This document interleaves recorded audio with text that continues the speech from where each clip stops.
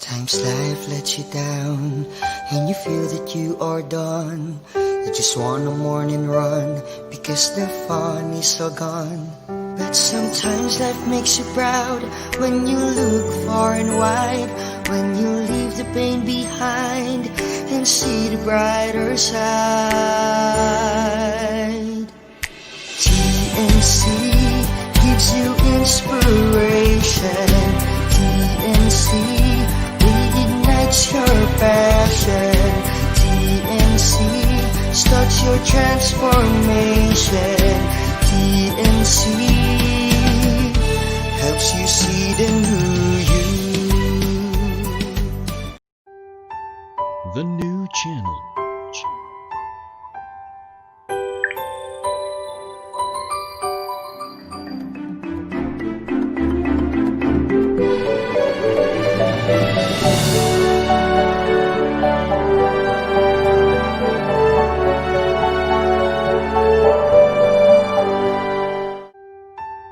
The new channel.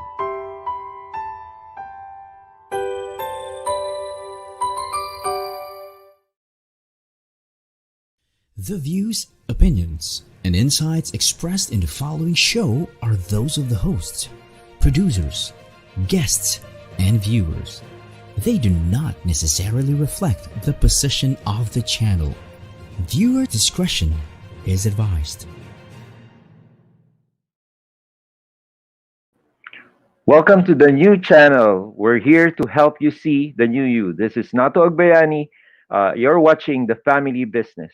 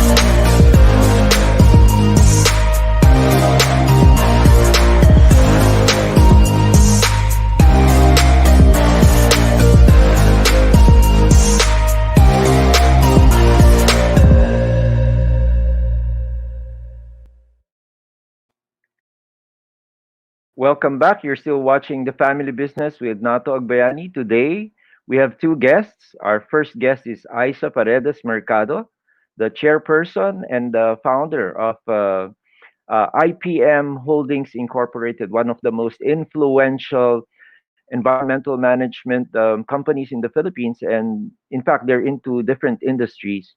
And also, later this afternoon, we'll be having John Ramos. He is the founder and CEO of the Premier Family Business Consulting, one of the pioneer business consulting firms in the Philippines. And without any further ado, let's welcome Ms. Eisa Paredes Mercado. Hi, Nato. Good, Good af- afternoon. Good afternoon, Eisa. So before I let you speak and before I let you tell your story as a founder and about you growing your business, I'd like to introduce Eisa Paredes Mercado. She is a fellow Tomasian. Shout out to the Tomasians out there. And she's also very active with the UST Alumni Association.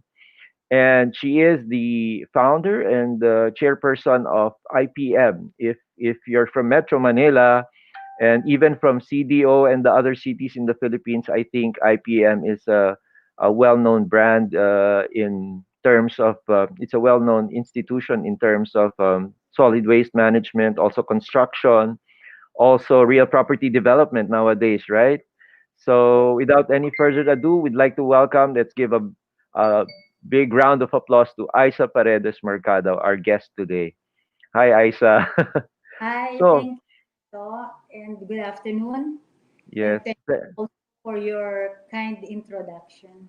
yeah, thank you for joining us, Eisa. I know you have a very busy schedule despite this pandemic. So we'll go right into the questions. So how has this pandemic really affected your business right now currently? I mean, how are you doing? Oh yeah. There's so much challenges nowadays, especially in the midst of this pandemic. Um, we have so many stringent rules that are being implemented by the government, like health protocols. There were these recent lockdowns and all, so stopping the projects and even the transport. So not allowing most of the employees to go to work. So just stay on the at home. But we, the group of companies, have been able to go and still do our service because we have this growing business of garbage collection that we have to do every day. And we have to service also those projects that are not in Metro Manila, but in Cebu, in Cagayan de Oro, and Bacolod, which are not on lockdowns at that moment, and other areas in Luzon that are far from Metro Manila, for which we have projects ongoing. Yeah, so So, it's yeah, it's a huge parang multi-city, no? So like how many employees do you have at this point? we have about almost 4,000. Wow, 4,000 employees, and they're also affected because, like you said, they have to go through the health protocols, etc. So that's really difficult, right? But Yes, be especially in construction. And for the waste business, we have to, well, go on and being a frontliner ourselves, we go and do the service every day as the contract states. So, and also to help in um, in the environment, we cannot stop even a day. exactly. So you're working right now, and even on weekends, I suppose. So I mean, your business grew from, shall we say, not this big at this point, no? But it grew from. I know you're a self-made woman, and like people would want to know how did you start? I mean, what happened? What transpired over the so many years?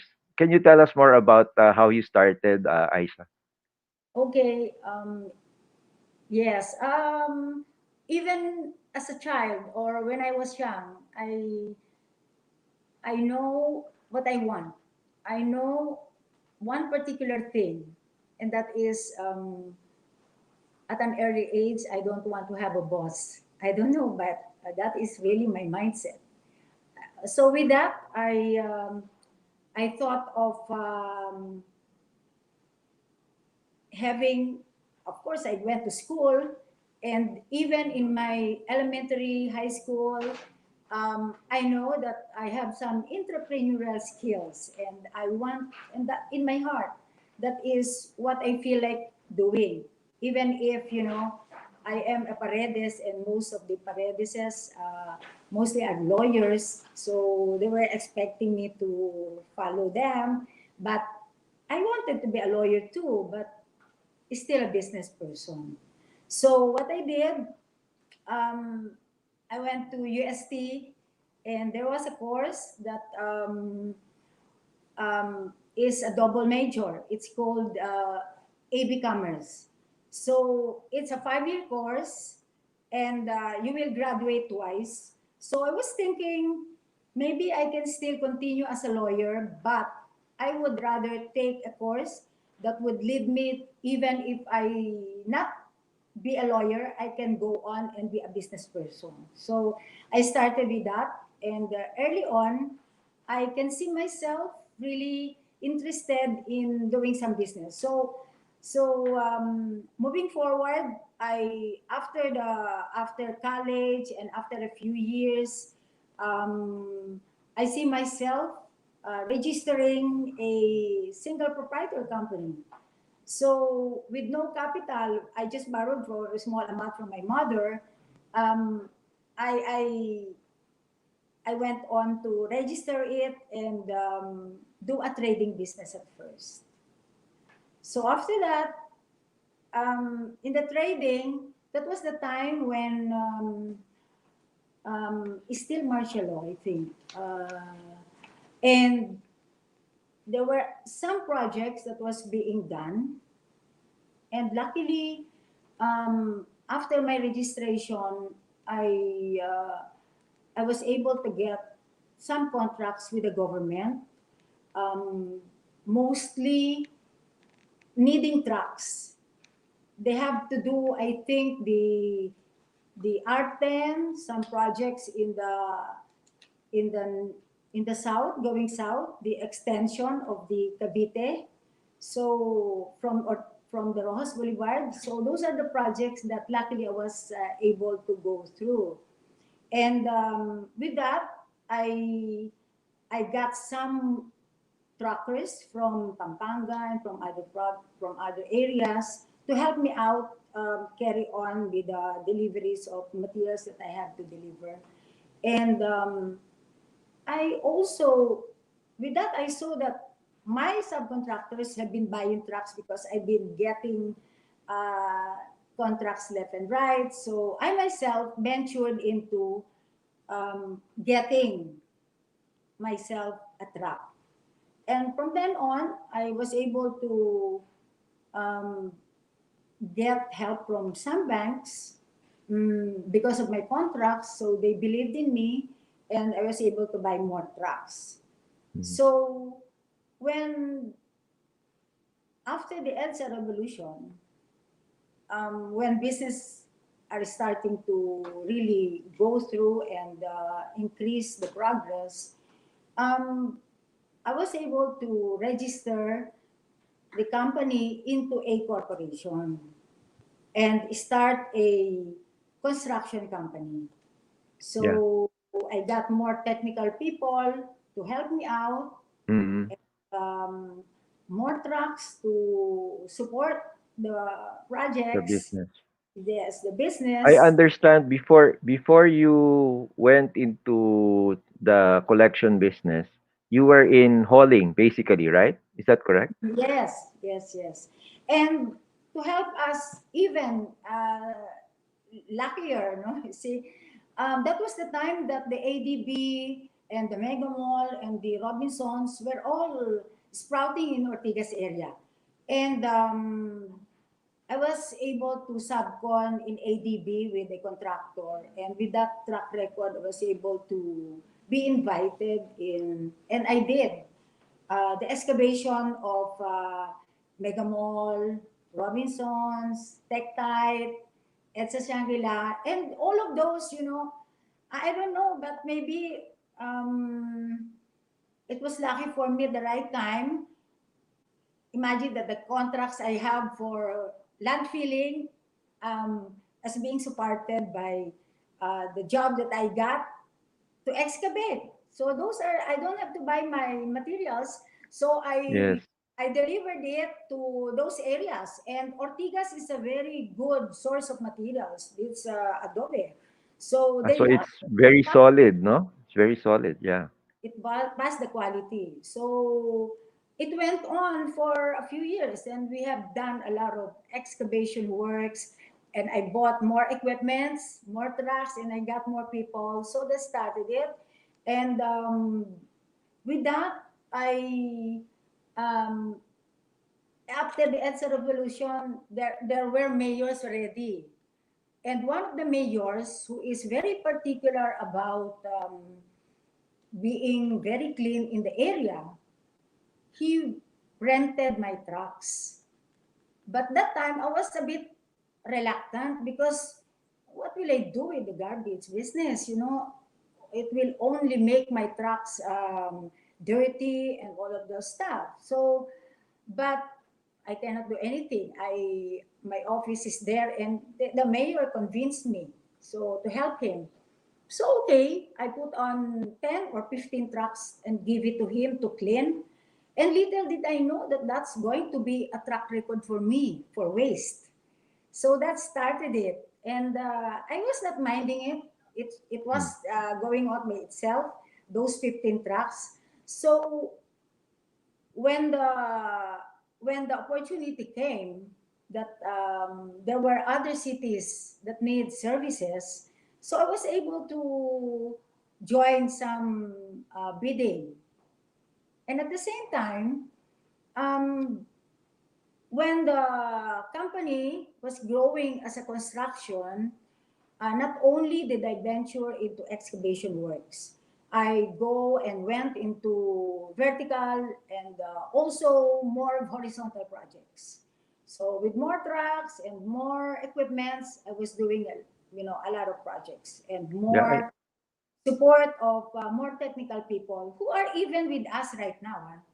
I Most of the people has been with us right now. Well, after so 30 years, yes. yes.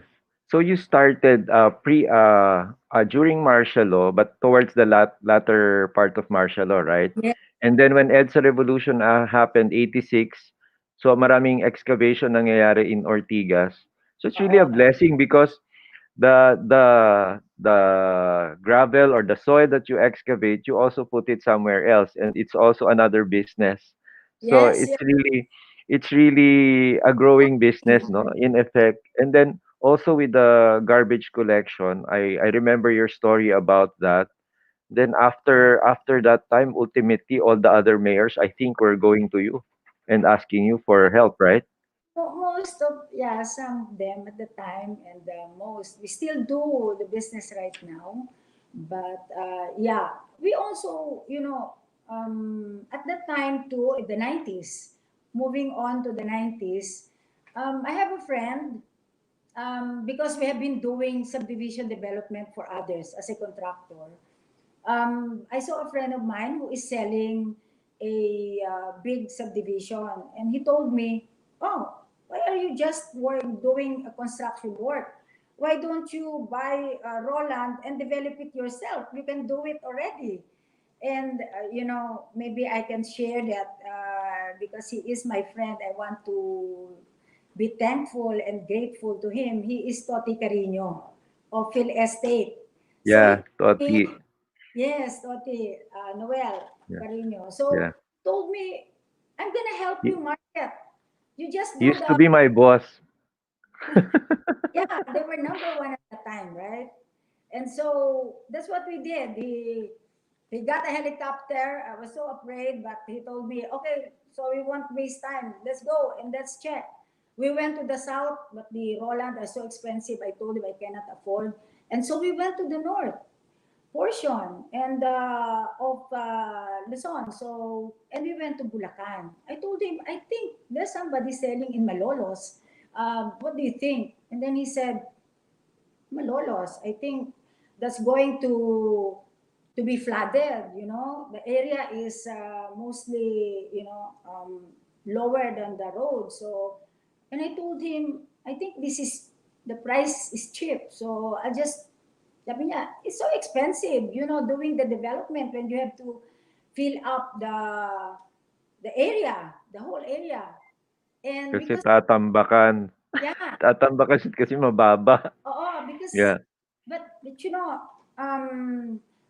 luckily again, there is a group that's going to do some, those in Bulacan, there is this palaisdaan. So they wanted to excavate it, to make it Yes. deeper. So Oh, I said, okay. no, oh wow, I said to myself, I need those materials to be filled up to my subdivision. So, and Toti saw me, oh, I know, you're smart. I said, so those, so that one became the first subdivision that we did, and now it is Northfields in Ah, Mal. okay. That's Northfield in Malolos. Yes. Yeah, it's now Oo. subdivision, and we keep on still acquiring the adjacent areas. And with the railway going to Clark, and the first phase is up to Malolos, luckily. So surprisingly, actually, Nato, people have been buying. I said to myself, oh, maybe because of this pandemic, people are realizing that house and lot is better. They can, without too much crowded area. So that's one lucky venture again, or journey to another kind of business. Another business, yeah. But Yes, yes. like, are your children involved in any way with the business, or or Yes. do they have their businesses of their own? Right now, I we have been training them, but we have, a lot of professionals that I told you earlier that are still with us, and my children uh, grew up with them, so they know each other very well, and they are being treated as our family also. The most of our um, uh, president, I mean the officers of our companies are treated as family, like family to us. So they are helping in a way because right now I make the children, I actually have four children. My three boys are here, but I have a daughter who is a CPA in New York that is still there. So, I gave them the independence. I let them choose whatever they want, but it will be lucky if they'll get interested into, pursuing the the one that I have started. I Mm. mean the business. So yeah, if you think about it, like, you've grown the business, and it's basically, what do you think is like your main, I mean, how did you, were you conscious in growing the business really? Parang, after 2 years dapat ganito, after 3 years, or it just came about? I mean, at the end of the day, you were really being blessed, and all of these things parang serendipity, di ba? It all came, and you just took the opportunity. What do you Actually, think? Nato, it's all hard work and perseverance, meaning you determination to succeed, or maybe I was just really enjoying my work, maybe, or but I am driven. That's how I do things, no. If I can spend time and do it, then I go and continue doing it to the best I can. So nothing came in just like so easy. But I think proper timing is also important, and it's part of it. And I feel blessed, and I cannot thank the Lord above for all of this that He has given me. Although I really showed and put on the best I can, because I don't want to be sorry looking back. I mean, when the time had passed and I said I should have done it. So that's why I'm doing everything that I can to the best I can. That's right. So it's so inspiring to see people like you, no? I mean, coming from, I mean, really being self-made and being a founder of your own business, and it's grown really, really very big, no? Now, um, the others are not doing so well, and I mean, what do you think? What are the tips or inspiring tips that you can give, or words of wisdom you can give to those who are really having a hard time in this pandemic? And I mean, how can you give them, like, for example, encouragement in terms of those families in business that are really suffering right now? What can you tell them? Oh yeah. Actually, nobody's spared from this pandemic, and we can see it. But of course, there are those who lost and lost a lot. There are those that lost not much, but there are those who also are winners in this situation.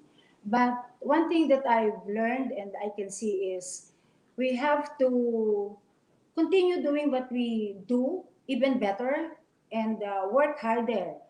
It's just that this scenario right now is very, very different. Imagine that you'll have projects, but it will be stopped.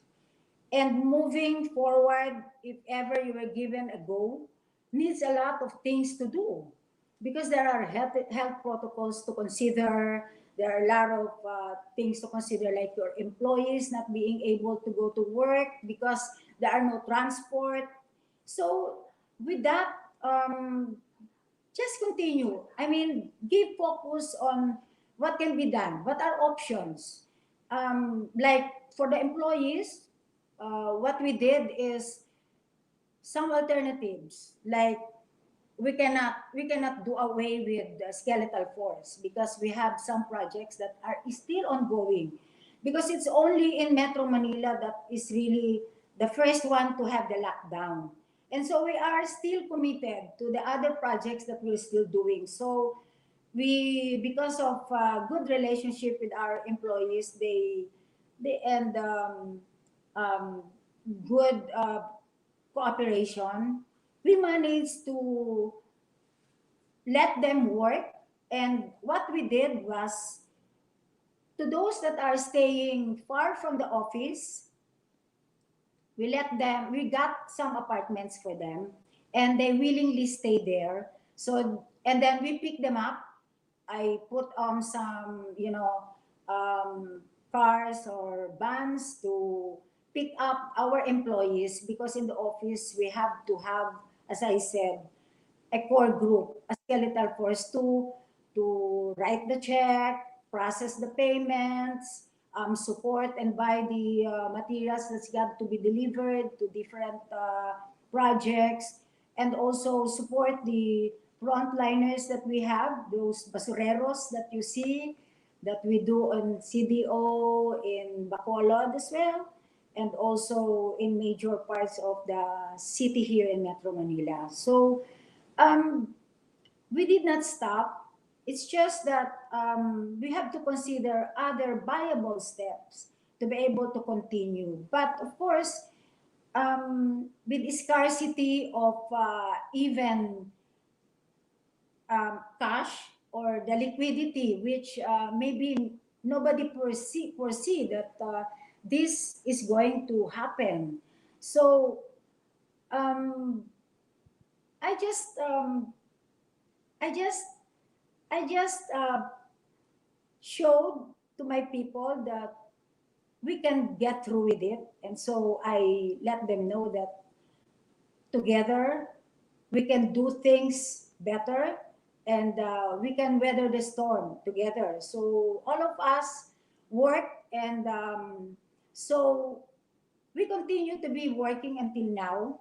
So I think even the other businesses can think of other ways, not only the usual ways that we do the business, but maybe other ways that we can see we can do to be able to get on at the present situation.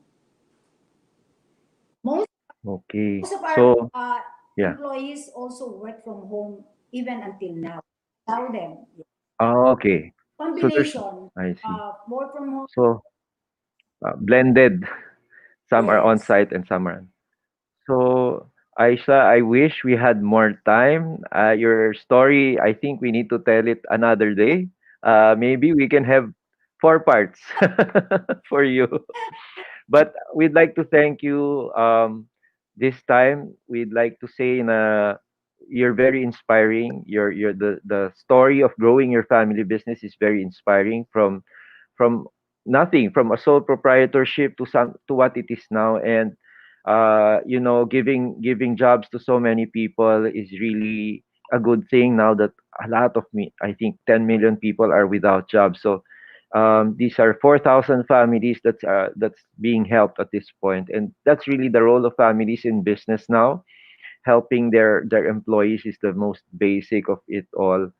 So with that, Aisha, I hope we can invite you again for another show. We'd like to thank you. I know you have a very busy schedule, and despite that, you're here on the family business on TNC, and we hope more people like you are become founders, and really create jobs for a lot of Filipinos also like treating them like your own extended family. So again, we hope to see you soon. We hope to see you in person Yes, when everything is safe. yes, Thank you so much, Aisa, for joining us. Thank you then kay Attorney Dwight yeah. And thank you for also facility. for having us. Thank you. Thank you for Yes. having. Okay. God bless you, Aisha. Thank you for joining us. Thank you. Okay. Bye. Thank you Bye. so much. Okay. So that was Eisa Paredes Mercado, the chairperson of IPM. Now we will go into a commercial break. And when we come back, we will have John Ramos of Premier Family Business Consulting. Thank you.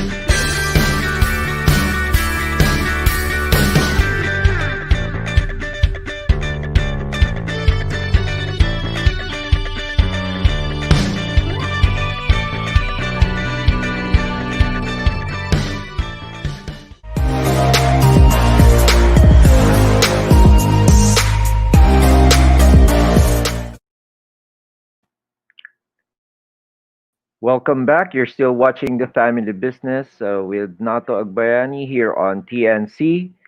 So don't forget to watch our shows on TNC. And now, before we introduce the next guest, we'd like to ask everyone to watch the big picture, HR Hotline, the fourth project, Usapang Beauty, COVID Stories, Turn U-Turn, the Home Buyer, the Puppet Stories, TNC Marketplace, YOLO, Money, and more.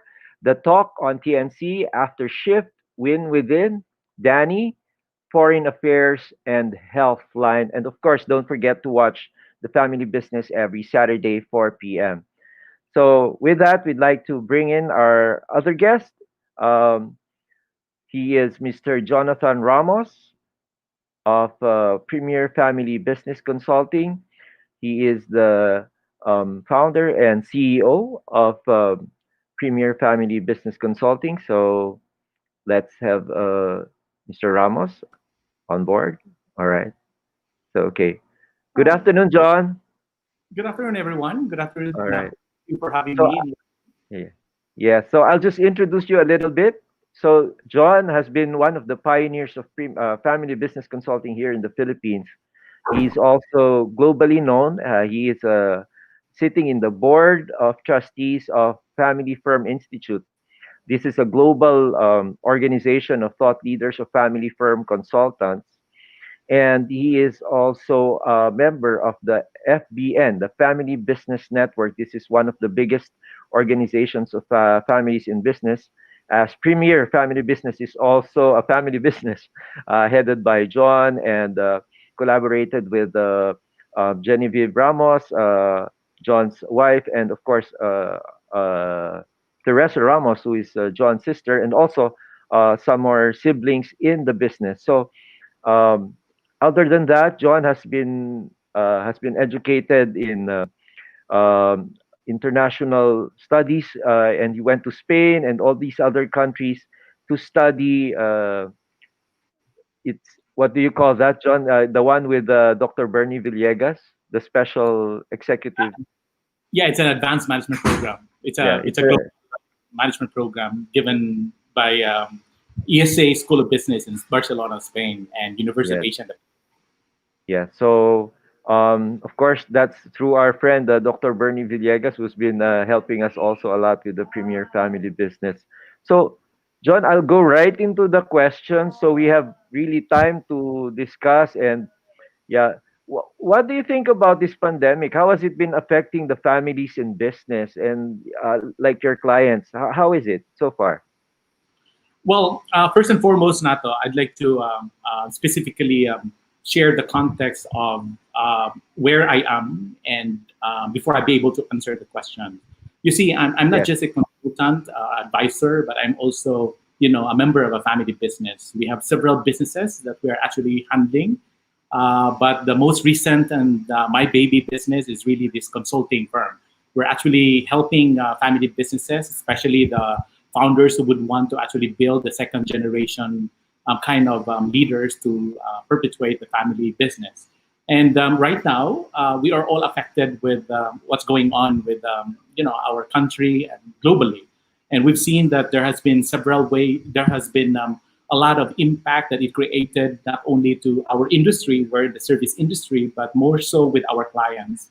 And what I think of where we are right now in terms of the pandemic, the crisis, is that many of the situations right now, if you look at the real situations of families in business, they would, if you ask them how they are, they will tell you that they're okay. But if you get down to the level of their dynamics, their hopes, their dreams, operating the business, you will discover a lot and variation of answers. And I can say that because of this pandemic, it actually brought the family to actually in two things. Number one, it can make or break the family relationship, the family dynamics, depending on how they actually resolve the issues. Number two, it can actually, this pandemic has actually helped them, embrace different ways of managing the family business. As we all know, that business continuity is one of the very common strategy, or at least activities that many of us are doing, whether you're family business or you are running a corporate structure. But in many family business before this pandemic, this business continuity never exists, right? So it's in this situation that we believe that family business are being challenged, and it made them to become more resilient. It showed how resilience really impacted their leadership in the business, and also leadership in the family. But the most impact that this pandemic has caused in every family business, at least with the more than 80 family business that we are actually working with, generally most of them would say that we have renewed our trust and confidence with each other. Or you will hear from them saying that I have a problem with my brother or my father. I told my father that this is not going to be, this kind of investment will not work. And so there can be blaming. And so trust and confidence are actually winding down. Second is that there can be really, decisions that we can see that it's being polarized, and it is actually dividing the family. And this pandemic is really very scary, but at the same time, for those who are optimistic, for those who are really very grounded, they see this pandemic as an opportunity to, adapt to become a better version of their family business. And so, the third one is relationship. it has also impacted many relationships, whether good or bad. But when you look at the bad side of relationship, many family members who are maybe in the third generation, or if not the millennials, or the I would say the how do you call that, the Z generations? Uh, Yeah, Gen Z. Gen Z, yes, the Gen Z. Yeah. If they see relationships are actually, very heightened, or if they see conflict within, siblings, these Gen Z are also losing interest to join the family business. So there are variations of situations to begin with, but what is general among these families in business? And I think Isa would concord to me that when you're in a founder generations and you have your children who are not yet joining with you in the family business, this can be the best opportunity to show to them how important the family is, to be united and to be together, to actually move into a direction for them to actually perpetuate the business, right? And this can be an opportunity to bring them on board and tell them that, hey, this is something that we all have to be synergistic in our way of, investing our strength, in our way of finding meaning to each of our strengths and the purpose that we see for us to carry on. All right, John. We will just go into a break, but before I will ask you the question now, but you have to answer this after the break. Okay, so what I'll do, John, is I'll ask you for you to describe your own journey in growing your own family business. You talked about Premier, also Premier Agency, and some other businesses that you're doing currently as a family business yourself. So we will go into a break now, and then when we come back, we'll have John's answers for you. All right.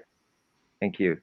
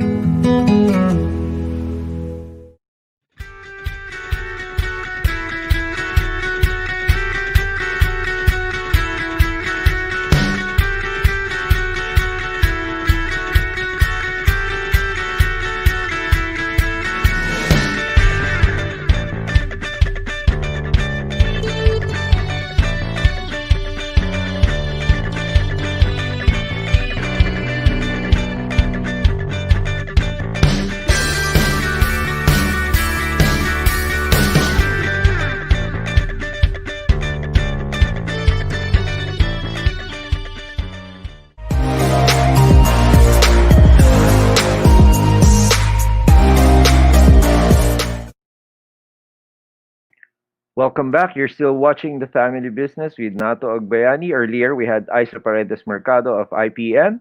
Now, we're bringing back to you Mr. Jonathan Ramos, and let's hear it from John. All right. So, John, welcome back. Right. Yeah.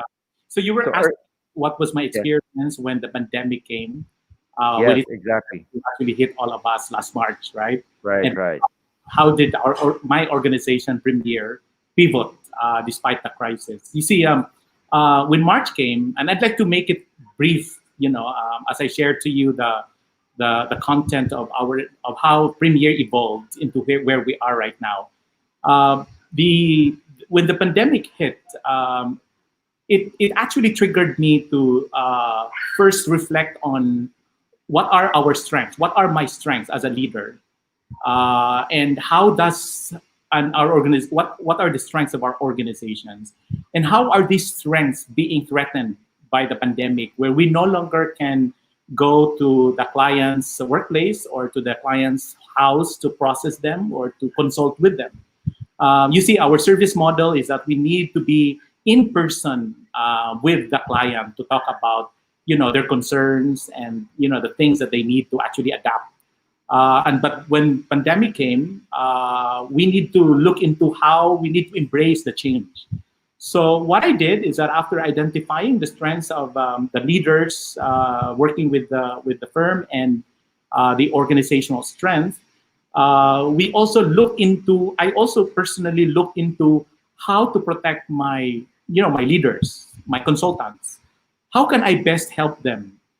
So what came to mind really is how to help them, how to reach out to them, and to assure to them that even if this pandemic will expand or will stretch to 6 months, we will still take care of you, and we will be able to actually protect you. And true indeed, that effort of reaching them out, triggered a lot of opportunities for the firm to be more resilient, to be more, thoughtful in all the things that we need to do. So instead of looking at ourselves as a firm, we started to look at how we can be of service to our community, how we can be of help to our society, particularly to our clients who are actually having difficulties. For example, one client who called us and then asking for help, what can they do to be able to mitigate this kind of risk, right? So financially, operationally, and with the kind of organization the talent that they have. So we look at them one by one, but we didn't get to charge any single amount of money because we believe that is the compassion kind of strategy should start from us. And then, bahala na si Batman if that will return to us. Now, kidding aside, we know that the strategy can always actually work for us, especially when you do good things to people, when you do good things to your stakeholders. And so we came up with a plan.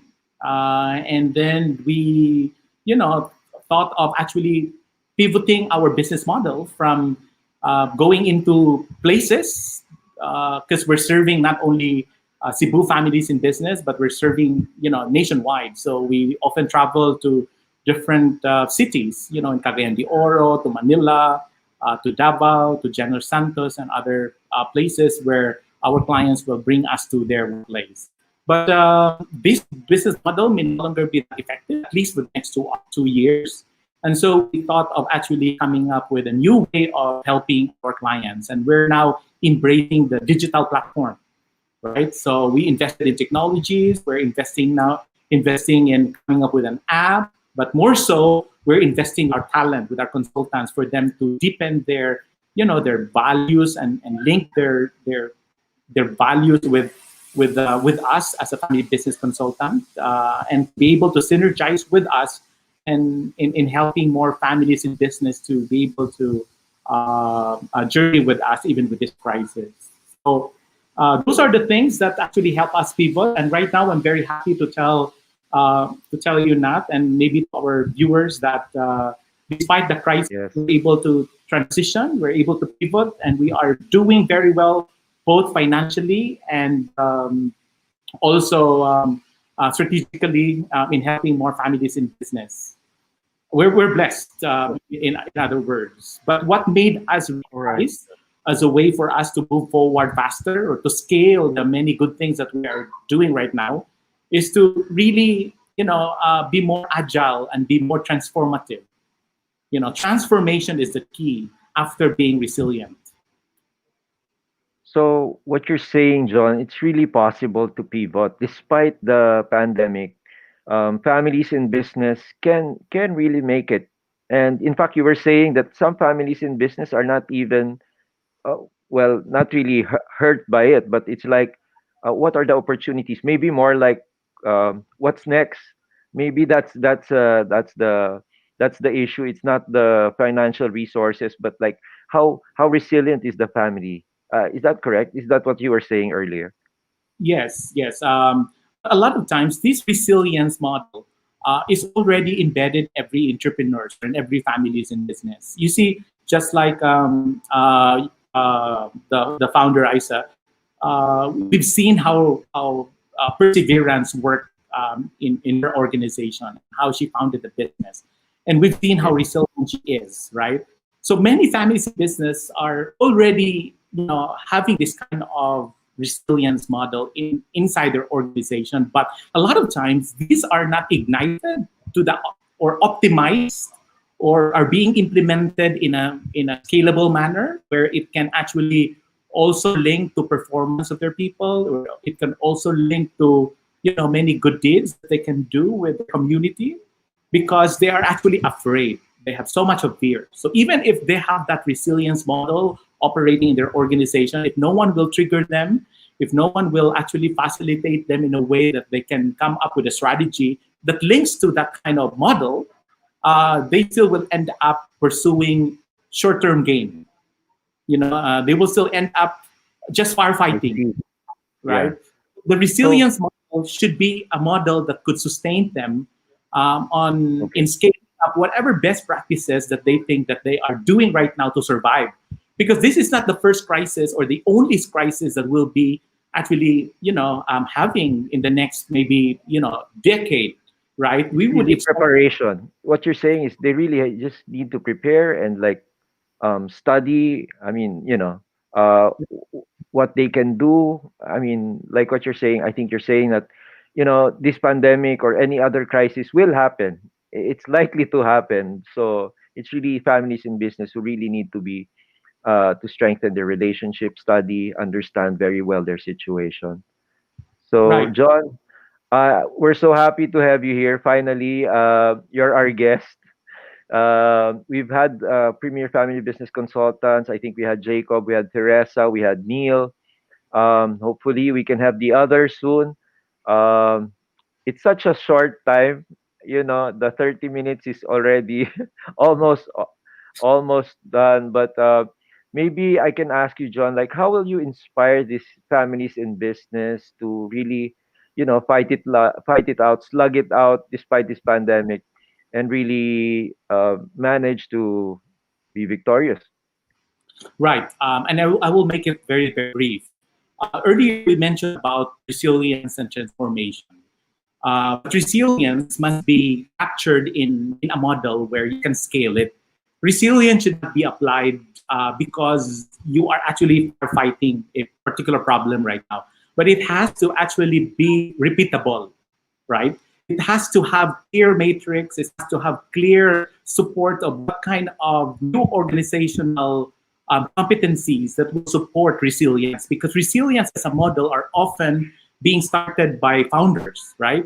But if founders Yes. are just alone, and family members may no longer be embracing such model because they are living in a world where they are fed, and they may not be exposed with so much of problem as if you compare them with the founder. And so resiliency model or resilience level of our second generations are decreasing.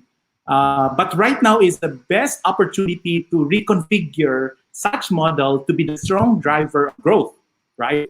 And we can talk a lot of things, and I don't think 30 minutes will be enough. But maybe we Yes. can talk more about in the next version of your talk. But the next step that Right. I'd like to share, just to add value to what families in business are already doing right now, and I think all of us will agree that everybody is embracing change right now, because those Right. people, those family businesses who are not embracing change, they are accepting losses already. They are already in the verge of exiting the industries that we're in, right? But those people who still believe that they have the mission that they haven't really completed yet, they are those leaders who really invest in transformation.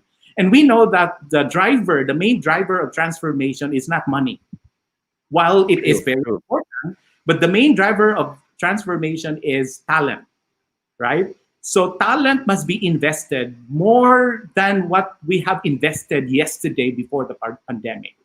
And the talent that we'll be investing right now, whether they're already inside the organization or we're still looking for them, they have to be processed in a way where they get to imbibe entrepreneurial value of the founders, or at least the model of entrepreneurship. Because this is now the best opportunity for us to convince the talent that, hey, resiliency and transformation are not two different things. They are one. And so if they want to be successful with us and to earn, a higher level of compensation as an executive, they need to be able to embrace that entrepreneurial mindset, because that's a main driver of transformation. Without entrepreneurial mindset, transformation can only work in maybe the next 2 months or 3 months. Execution can really be a problem, right? We know how difficult change is. But we also know that when people survive with the change, it's going to actually, multiply their investments will be multiplied 100 times, and it will return to them in a very sustainable manner. So the process is very important to create buy-in for resilience and transformation to perpetuate in the organization of a family and a business, so that they don't need to say that I'm a family in business or I am a business family. But when you integrate them both and you create such kind of model and integrate that in all systems, you will never go wrong in perpetuating your organization to the highest level. Wow, thank you, John. That's like, in a nutshell, that's really very helpful and it's really giving value to people who are watching this, our families in business. But this is really, we need a part two, part three, part four for John Ramos. But anyway, John, thank you for inspiring our viewers. We'd like to thank you for joining us together with Aisha. We hope you can join us in the next episodes. Hopefully, um, a lot more people will be helped by this. So, John, thank you so much. We can't thank you enough. So with that, before we end, we just like to tell you about Premier Family Business. If you want to learn more about what John said, you can go to info at premierfamilybusiness.com, or you can visit our website www.premierfamilybusiness.com, or you can visit premierfamilybusiness.com on FB, Premier Family Business Consulting on Facebook, and we also have Instagram and LinkedIn. So, with that, we'd like to end with the word of the day, and I'd like to read from Psalm 128. So, blessed is the one that feareth the Lord, that walks in his ways. For thou shalt eat the labor of thine hands, thou shalt be happy, and it shall all be well with thee. So, with that, John, thank you so much for joining us. Viewers, thank you so much. Eisa Paredes Mercado, it was a great show. We hope we can invite both of you again. The time is so short. So thank you very much. Watch the other shows from TNC. This is the Family Business with Nato Agbayani. See you next week. God bless you all.